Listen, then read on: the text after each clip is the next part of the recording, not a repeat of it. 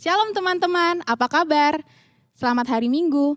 Meskipun hari ini kita belum bisa beribadah di gereja, teman-teman tetap bisa beribadah di rumah masing-masing dengan mengakses video di YouTube channel Naposo HKBP Pelomas. Nah, minggu ini temanya adalah membangun keluarga bahagia. Bagi teman-teman yang ingin memberikan persembahan, teman-teman bisa memberikan persembahan via transfer ke rekening di bawah ini, atau bisa langsung memberikan kepada Sintua di gereja kita tercinta ya. Kami semua turut bersuka cita kepada teman-teman yang berulang tahun dari tanggal 15 Juni sampai 28 Juni. Semoga teman-teman diberikan umur yang panjang, kesehatan, dan kebahagiaan. Kami juga turut berdoa untuk teman-teman yang sedang sakit, baik di rumah atau di rumah sakit. Semoga teman-teman diberikan kesehatan dan keselamatan. Bagi teman-teman yang rindu melayani, teman-teman bisa menghubungi nomor yang ada di bawah ini. Demikian info yang bisa kami sampaikan. Selamat beribadah, jangan lupa bahagia, Tuhan Yesus memberkati.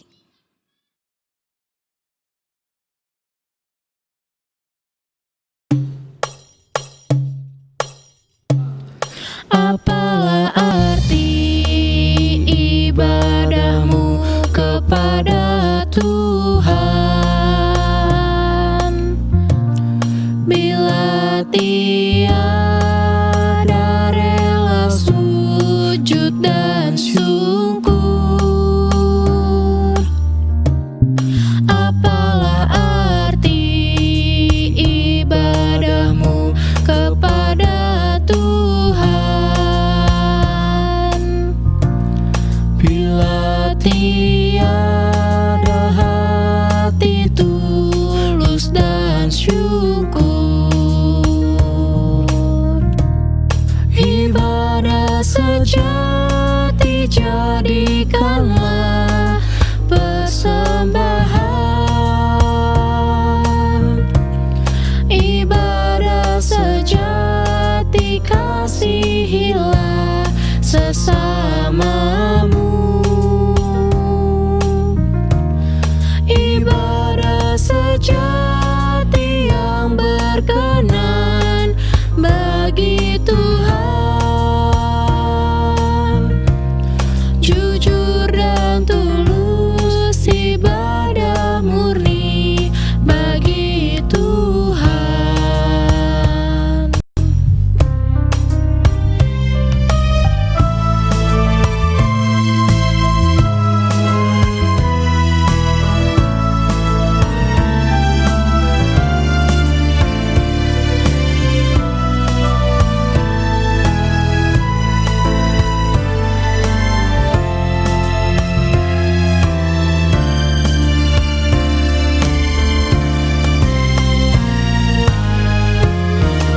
Marilah ikut melayani orang berkeluh, agar iman tetap kuat serta teguh. Itulah tugas pelayanan juga panggilan, persembahan yang berkenan bagi Tuhan. Ibadah sejati jadikanlah persembahan. Ibadah sejati kasihilah sesamamu. Ibadah sejati yang berkenan bagi Tuhan, jujur dan tulus, ibadah murni bagi Tuhan.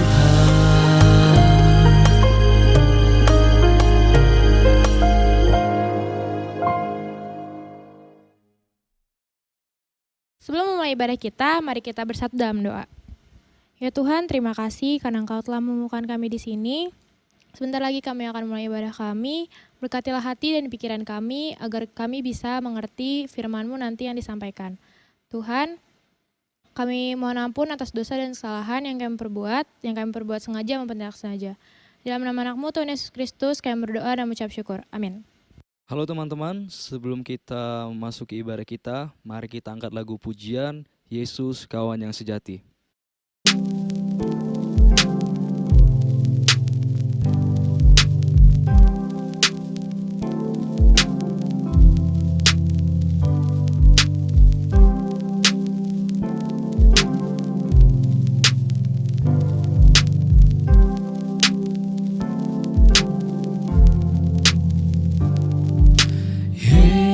Yesus kawan yang sejati, bagi kita yang lemah, tiap hal boleh dibawa dalam doa padanya. Oh, betapa kita susah dan percuma berlelah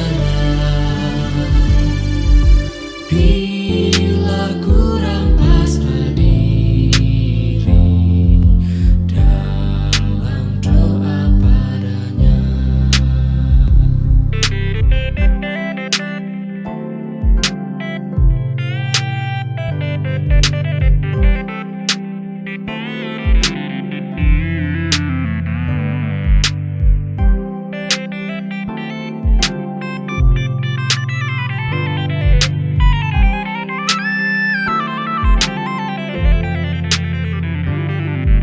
Jika oleh pencobaan kacau balau hidupmu, jangan kau berputus asa, pada Tuhan berseru. Yesus kawan yang setia, tidak ada taranya. Ia tahu kelemahanmu, naikkan doa padanya. Mari teman-teman, kita baca Alkitab kita dari Kidung Agung 8 ayat 5-7. Kidung Agung 8 ayat 5-7. Cinta kuat seperti maut. Siapakah dia yang muncul dari padang gurun, yang bersandar pada kekasihnya? Di bawah pohon apel, kubangunkan engkau. Di sanalah ibumu telah mengandung engkau. Di sanalah ia mengandung dan melahirkan engkau. Taruhlah aku seperti materai pada hatimu, seperti materai pada lenganmu, karena cinta kuat seperti maut, kegairaan gigi seperti dunia orang mati, nyalanya adalah nyala api seperti nyala api Tuhan. Air yang banyak tak dapat memadamkan cinta. Sungai-sungai tak dapat menghanyutkannya. Sekalipun orang memberi segala harta benda rumahnya untuk cinta, namun ia pasti akan dihina. Sebelum masuk ke sesi sharing, mari kita mendengarkan persembahan pujian dari Bang David Sihombing.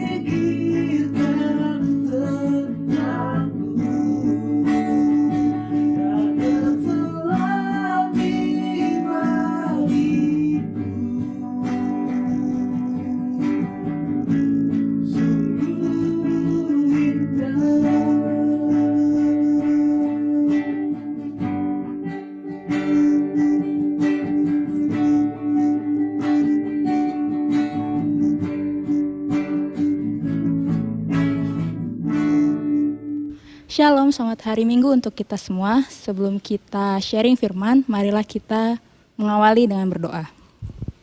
Ya Tuhan, terima kasih ya Tuhan atas berkat-Mu pada hari ini, sehingga kami masih diberi kesempatan untuk mendengarkan sebagian daripada firman-Mu.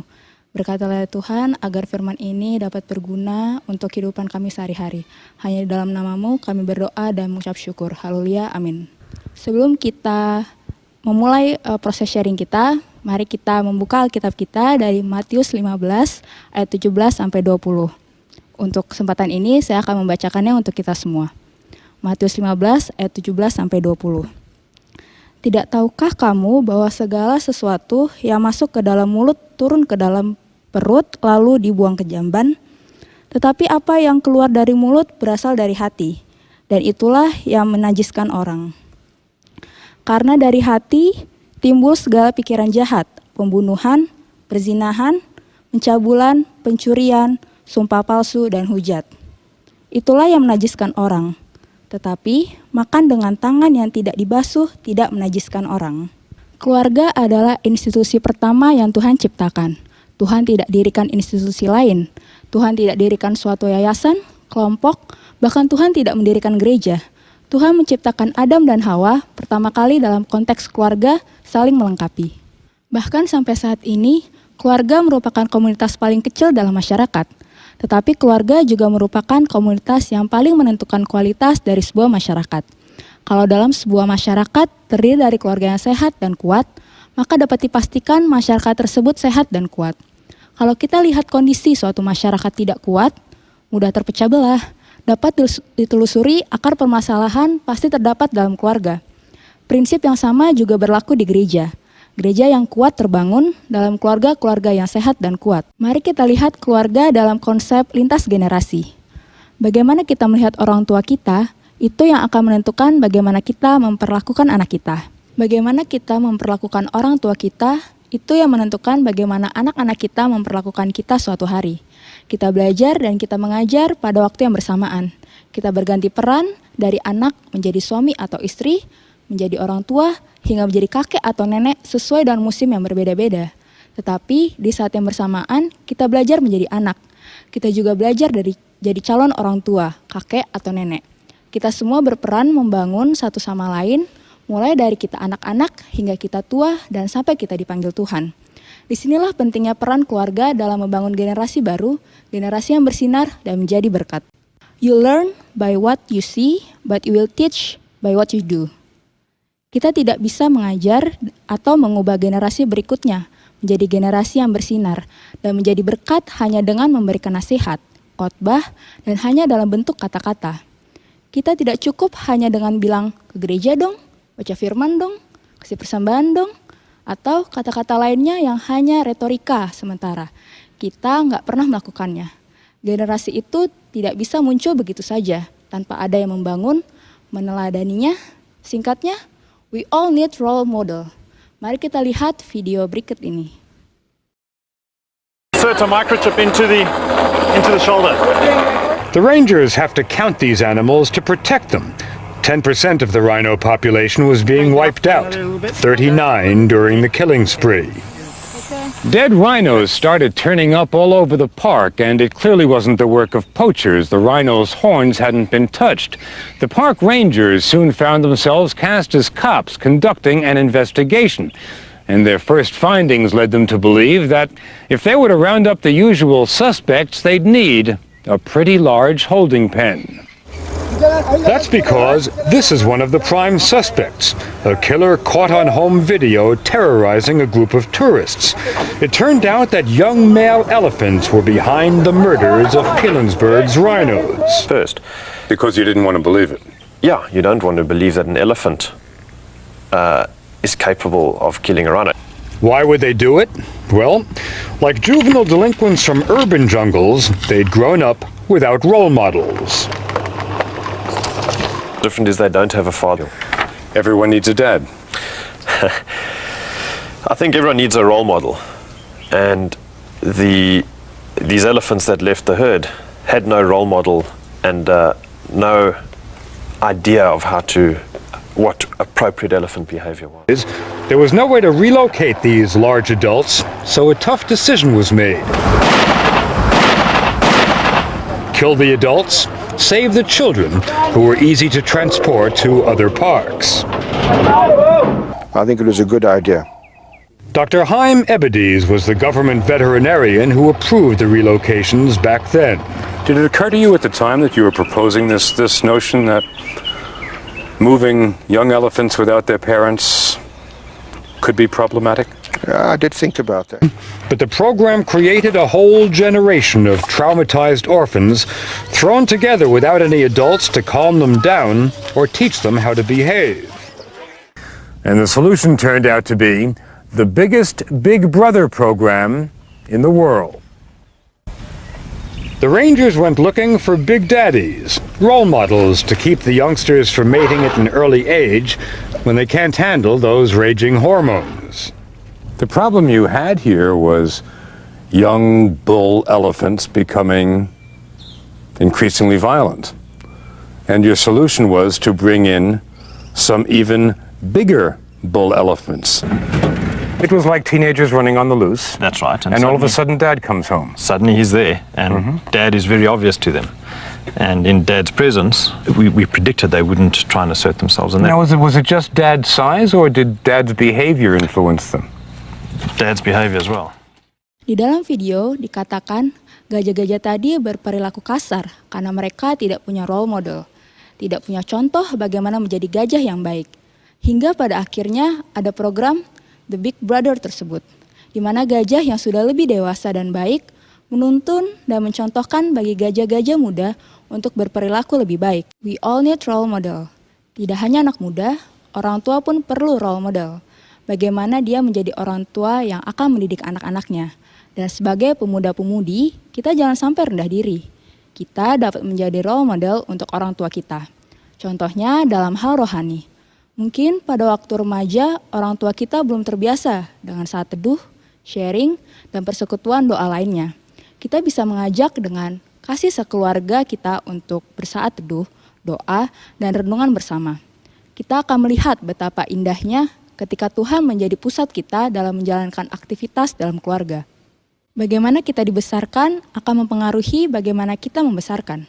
Roma 12 ayat 2 mengatakan, "Janganlah kamu menjadi serupa dengan dunia ini, tetapi berubahlah oleh pembaharuan budimu, sehingga kamu dapat membedakan manakah kehendak Allah, apa yang baik, yang berkenan kepada Allah, dan yang sempurna." Poin selanjutnya, betul, kita tidak bisa memilih dari keluarga apa kita dilahirkan. Mungkin kita sebagai pemuda sering bertentangan pikiran dan pendapat dengan orang tua kita.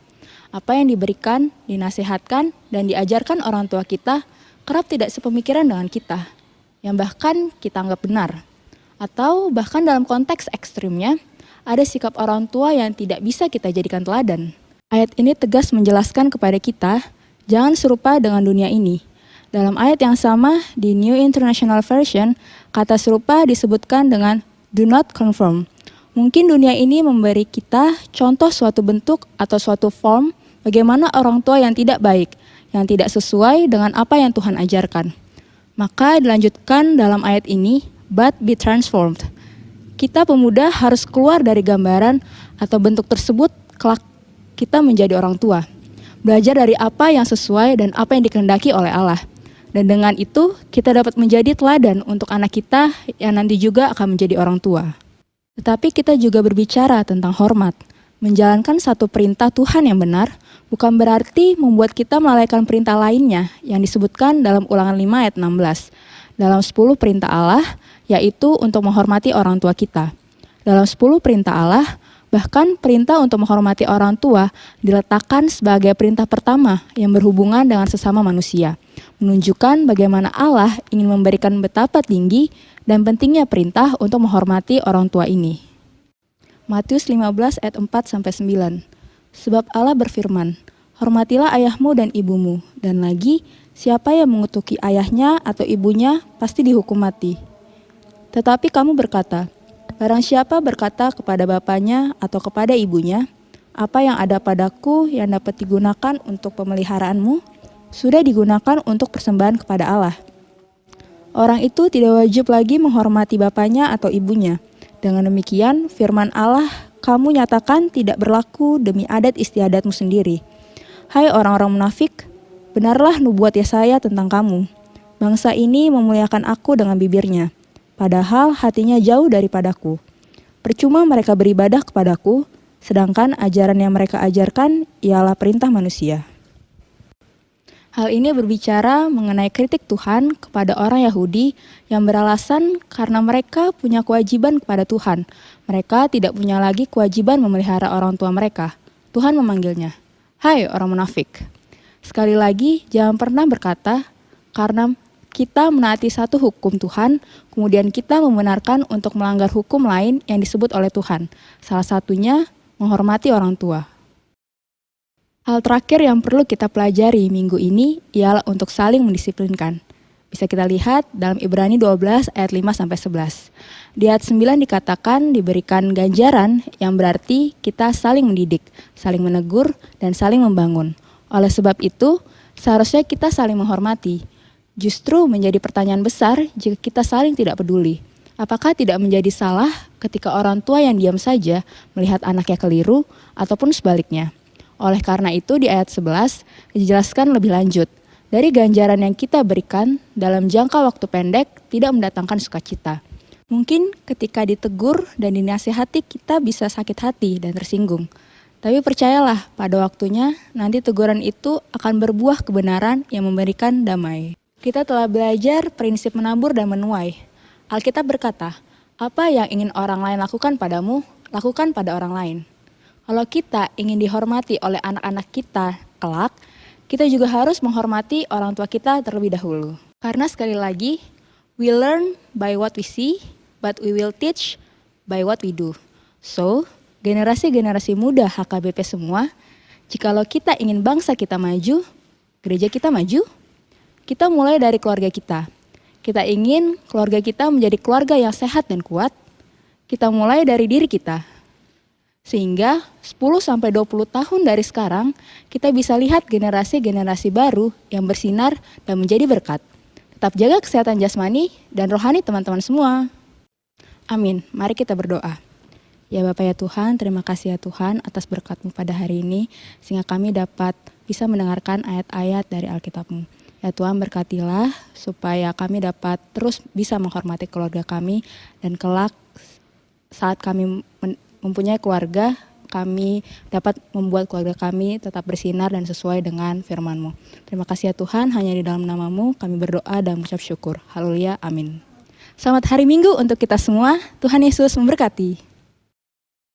Untuk merespon firman Tuhan, mari kita menyanyikan lagu "Takut Tahu Kan Hari Esok".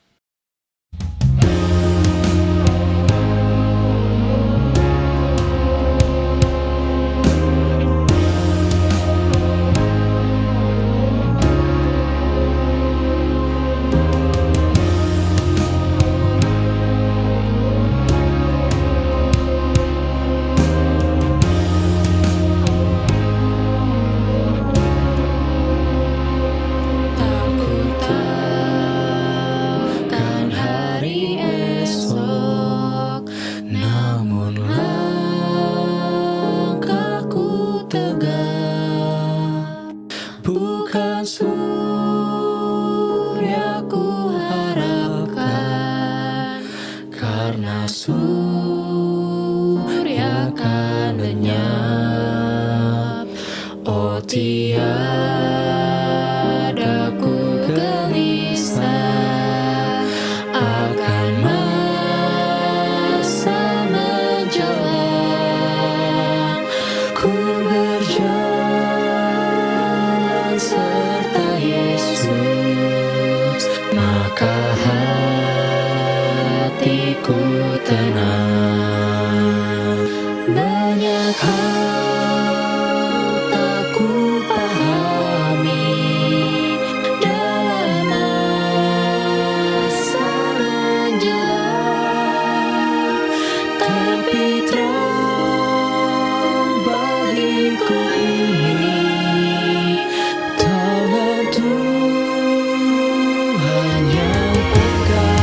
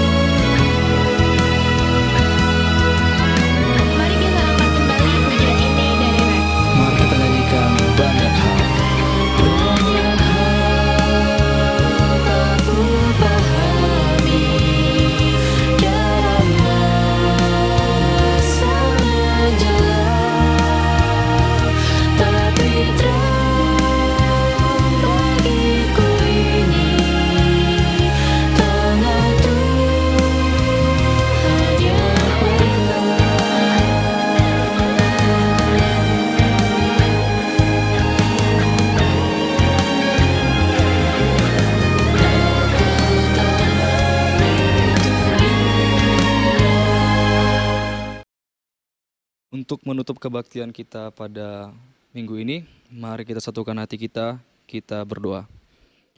Puji syukur terima kasih Bapa buat anugerah kasih setiamu yang boleh kami rasakan pada kebaktian kami pada minggu ini, di mana Engkau melancarkan segala sesuatunya sehingga kami dapat mengikuti kebaktian kami dengan hikmat ya Bapa.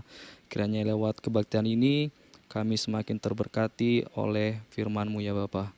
Ya Bapa, kami juga berdoa buat adik-adik kami, teman-teman kami yang bersekolah, yang sedang sekolah, baik itu SMP atau SMA, yang sebentar lagi akan bagi rapot ya Bapak. Kiranya Engkau berkati hasil dari pembelajarannya Bapak. Kiranya juga Engkau berkati teman-teman kami yang sedang bekerja atau yang bekerja. Kiranya Engkau berkati pekerjaannya, baik pun itu dia bekerja dari rumah ataupun dia juga harus datang ke kantor ya Bapak. Ya Bapak, kiranya juga berkati kami pribadi lepas pribadi, orang tua kami, senantiasa Engkau berkati mereka dimanapun mereka berada. Kiranya Engkau senantiasa melindungi mereka. Kami serahkan hati jiwa pikiran kami ke dalam tangan-Mu, di dalam anak-Mu Tuhan Yesus Kristus kami berdoa dan mengucap syukur. Haleluya, amin. Del, ibadah kita udah mau selesai nih. Wah, nggak kerasa ya Bang? Oke, kita mengucapkan terima kasih kepada teman-teman yang sudah mengikuti ibadah remaja dan aposo pada minggu ini. Semoga teman-teman semua bisa terberkati atas persembahan lagu pujian yang kami berikan. Oke, untuk menutup ibadah kita pada hari ini, mari kita bernyanyi Waktu Tuhan. Sama-sama kita nyanyikan.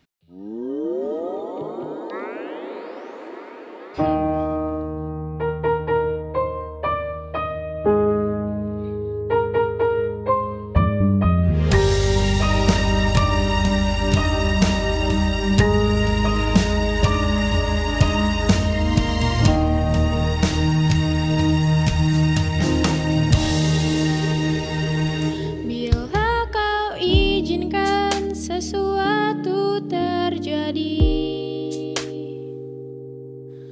ku percaya semua untuk kebaikanku. Bila nanti telah tiba waktumu, ku percaya kuasa-Mu memulihkan hidupku. Waktu Tuhan pasti yang terbaik, walau kadang tak mudah dimengerti. Lewati cobaan, ku tetap percaya waktu Tuhan pasti yang terbaik.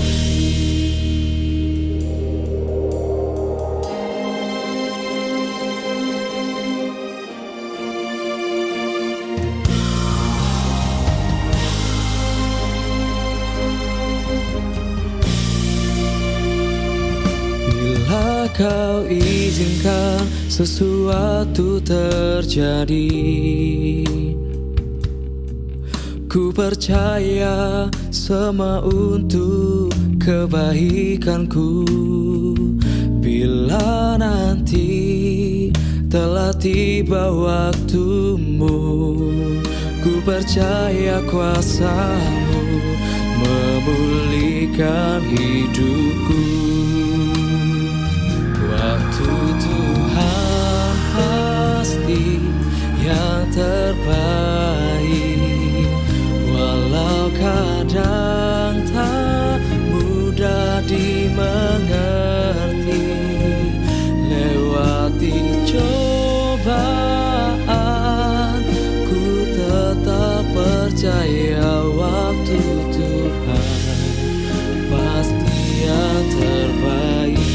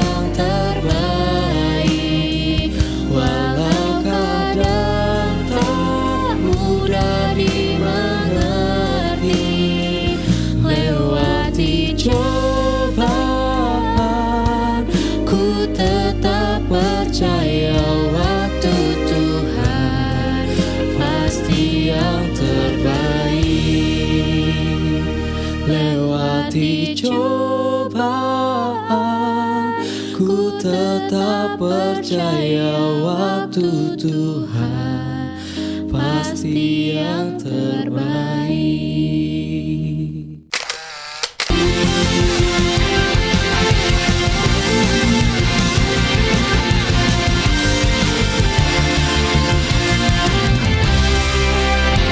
Tuhanlah kekuatan dan masmurku,